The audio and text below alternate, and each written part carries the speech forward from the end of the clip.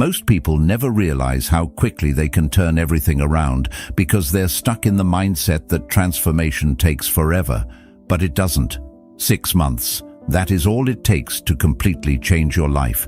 Not years, not a lifetime. Just 6 months of focused effort, intense discipline, and unwavering commitment. You've already wasted more than 6 months doing things halfway, starting and stopping, waiting for motivation to hit, negotiating with comfort. The truth is, you don't need more time. You need to stop leaking your potential into distractions that never give anything back. Because while you're scrolling, hesitating, or replaying the same story in your head, someone else is rewriting theirs, and they're doing it with less time and more fire than you think you have. Marcus Aurelius once said, "Waste no more time arguing what a good man should be. Be one." This isn't about perfection, it's about precision. Small, deliberate acts carried out with intensity can reshape your reality faster than you believe. But that starts when you stop waiting for the perfect moment and start becoming the kind of person who moves even when it's hard. And if what we're doing here speaks to something real in you, if these words are shaking something loose, there's a simple, free way to show you're with us. Hit that subscribe button. We're not here to motivate you for a few minutes. We're here to help you take your power back, fully, intentionally, and without apology. This isn't just a video. This is a decision point. Let's make the next 6 months count. So here's what no one tells you. 6 months of focused effort can outperform 6 years of half-hearted attempts.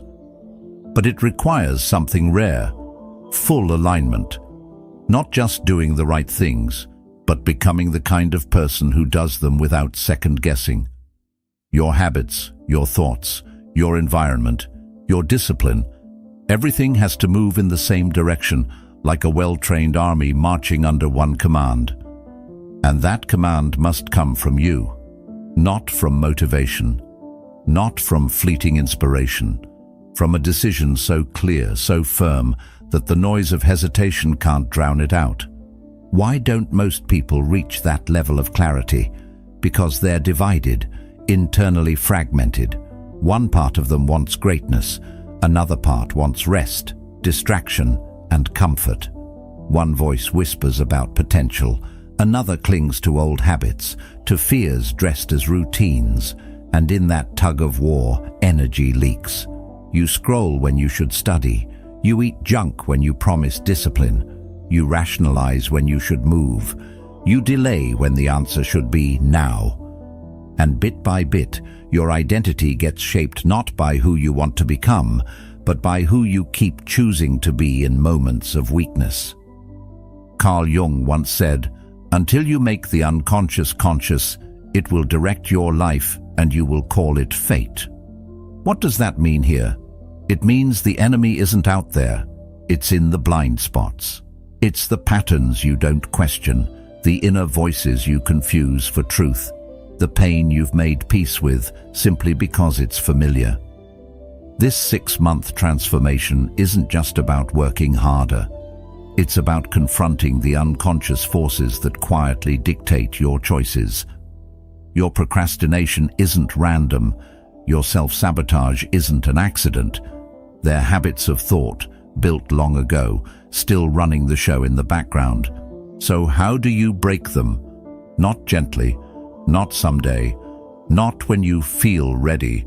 Now with fire, with brutal honesty, with the kind of radical self-awareness that refuses to flinch.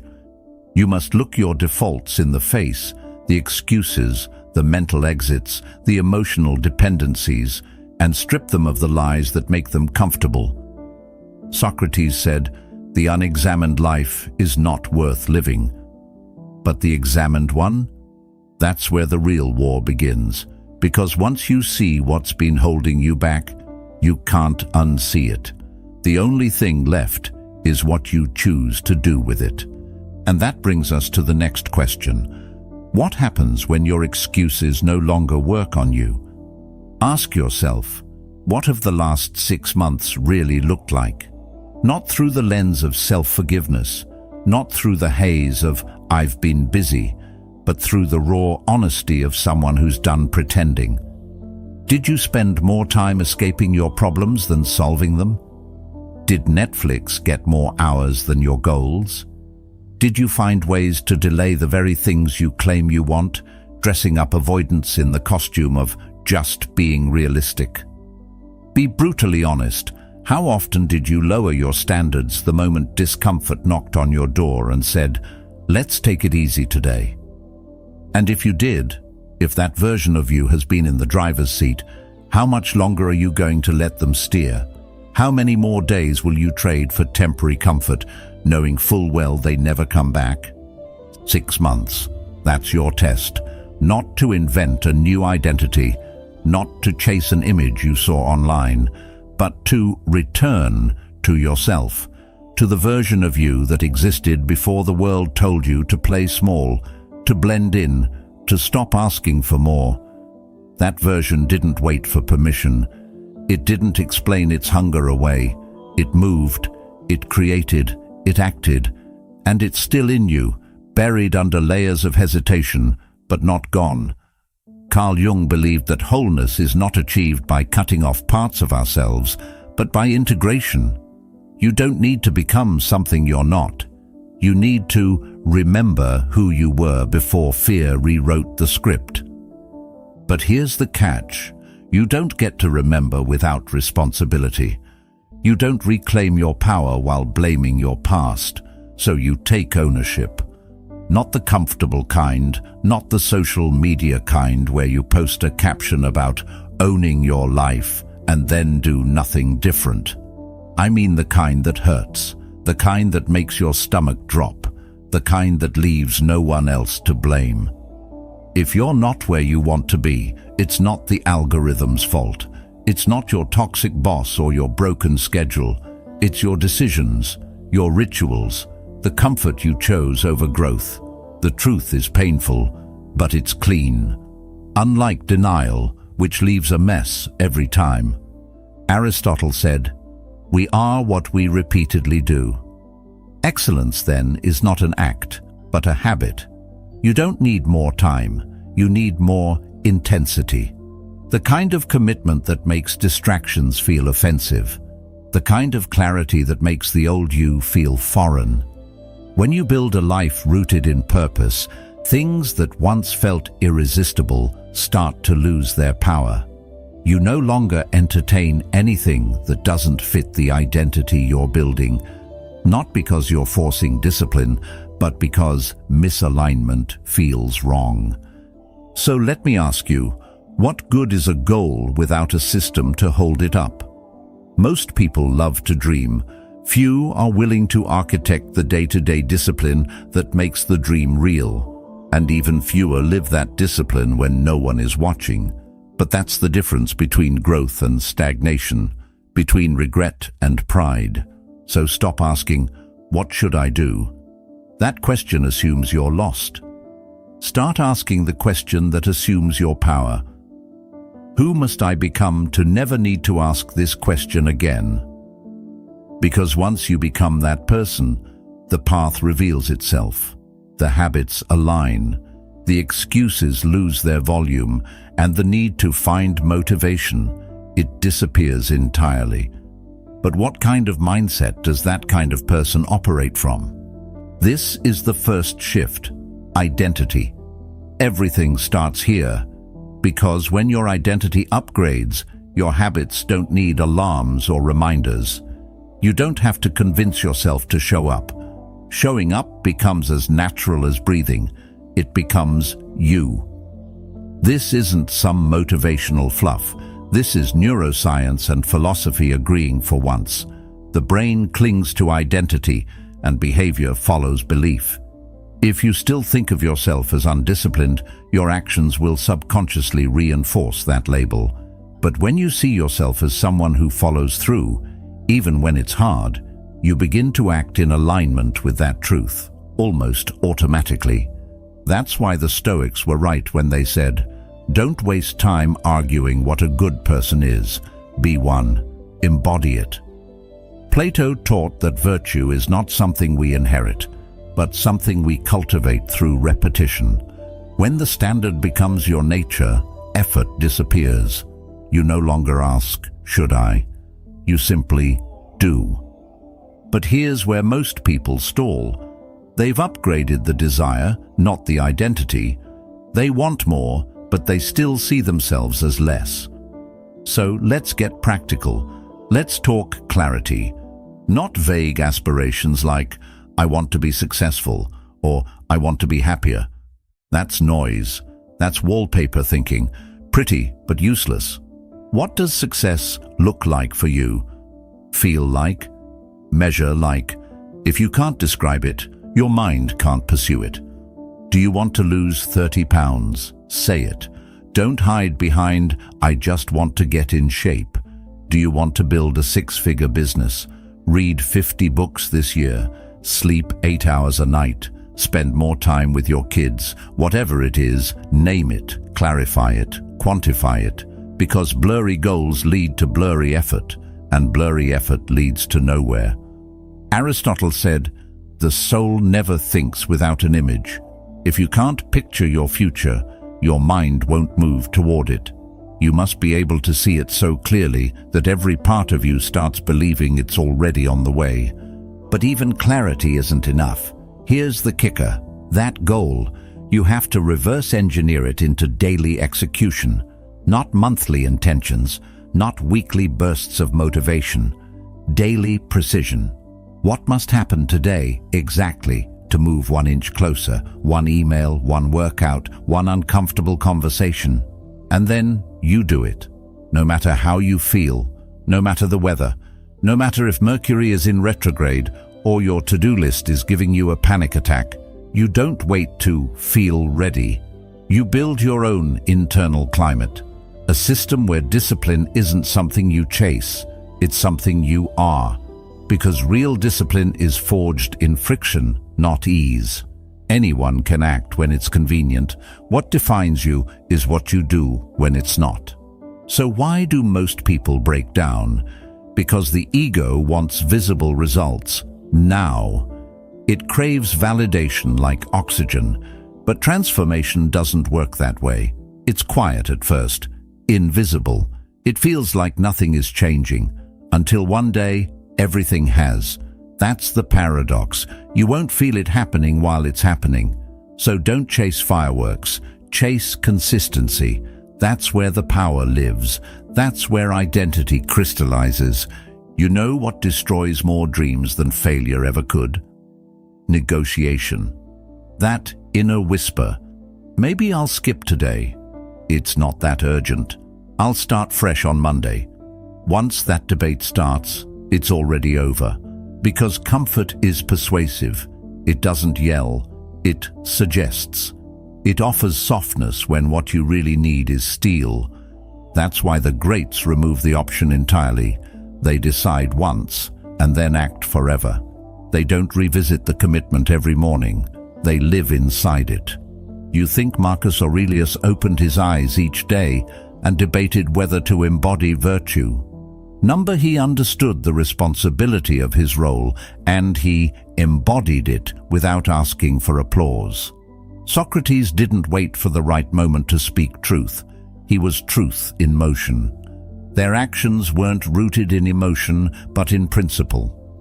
So the real question becomes, what would your life look like if you stopped giving yourself a way out? Stop waking up wondering what to do. Instead, wake up remembering exactly who you are. Most people roll out of bed and immediately surrender to emotion, checking in with how they feel and deciding whether they're ready for the day ahead. But the truth is, life doesn't wait for you to feel inspired. It moves relentlessly forward, and if you hesitate, opportunities vanish. Aristotle put it simply, we are what we repeatedly do. Excellence, then, is not an act, but a habit. Your power doesn't lie in waiting for perfect conditions. It's revealed by acting when conditions feel far from perfect. When you act despite your feelings, when you choose discipline over comfort, something remarkable begins to happen. Your emotions begin to follow your actions rather than leading them. This subtle shift reshapes your identity. You become someone who moves purposefully, decisively, consistently. Action creates identity. Identity builds momentum. Momentum carries you forward, turning seemingly small daily victories into profound transformation.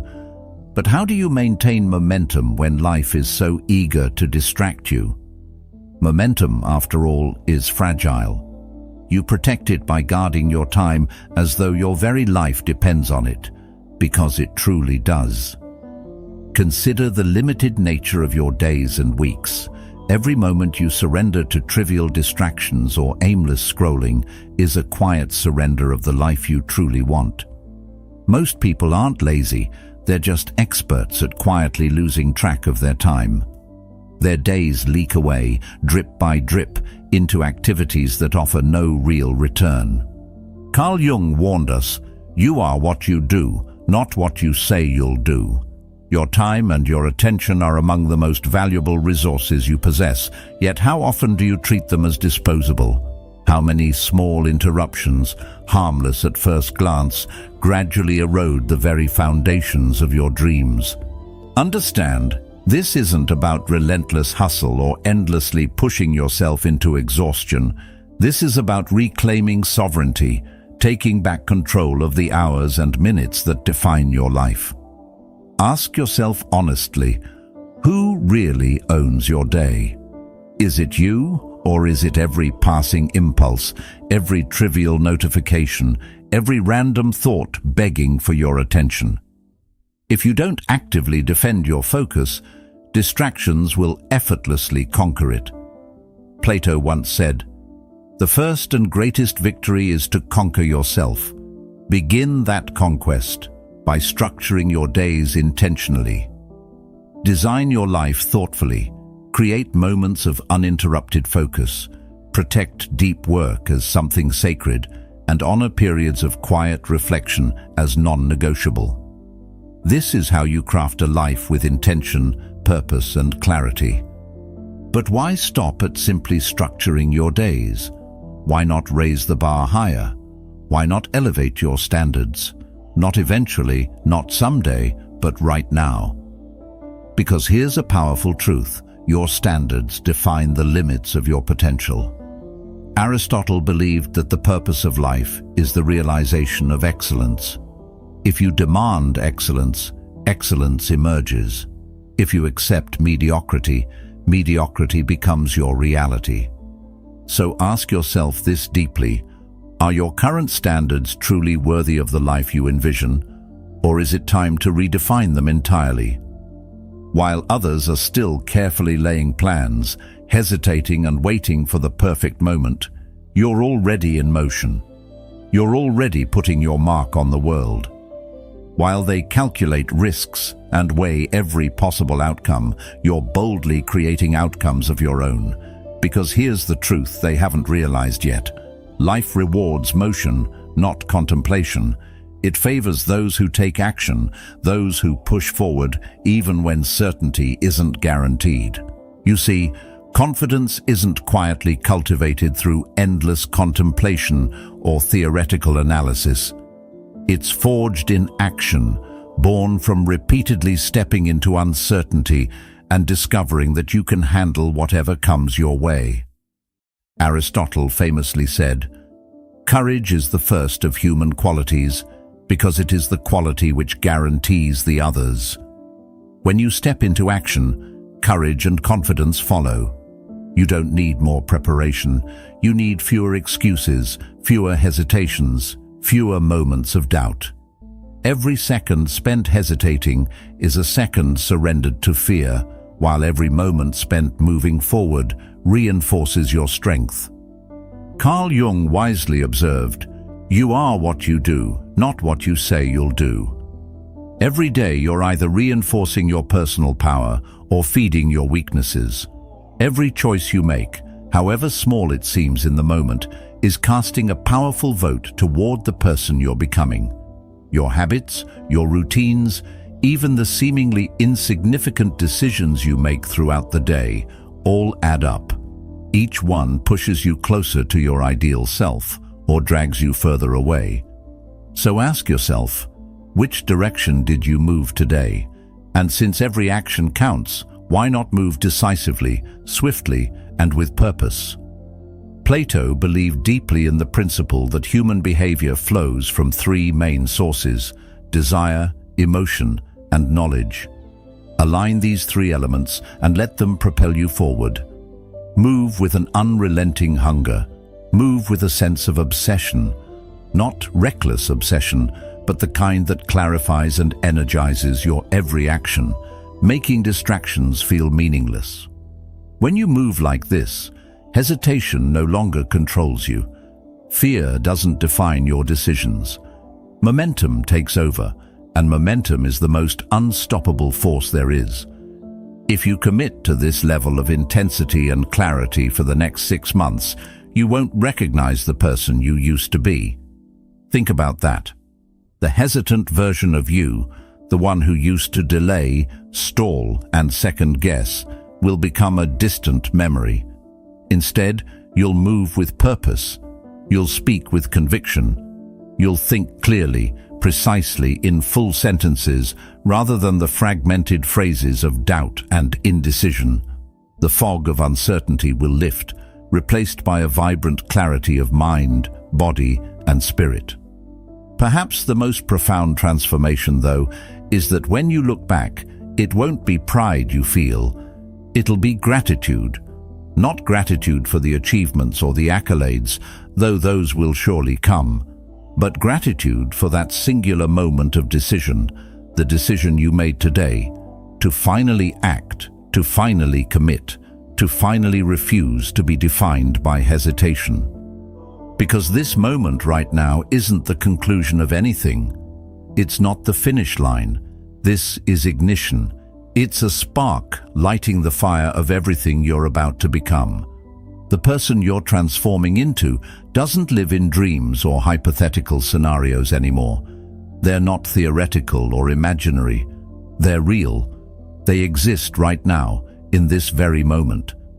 As Socrates famously said, "The secret of change is to focus all of your energy not on fighting the old, but on building the new." And now, you've built something new, something powerful, something authentic. The only question left is, what will you do with it? How will you show the world who you've finally allowed yourself to become? Remember, life doesn't reward what you know, it rewards what you do. Thank you for being part of Stoic Journal, for choosing to build your life intentionally. If these ideas resonated, dive deeper with one of the videos suggested on your screen now. Keep cultivating wisdom, keep challenging yourself, and I'll see you right here again soon.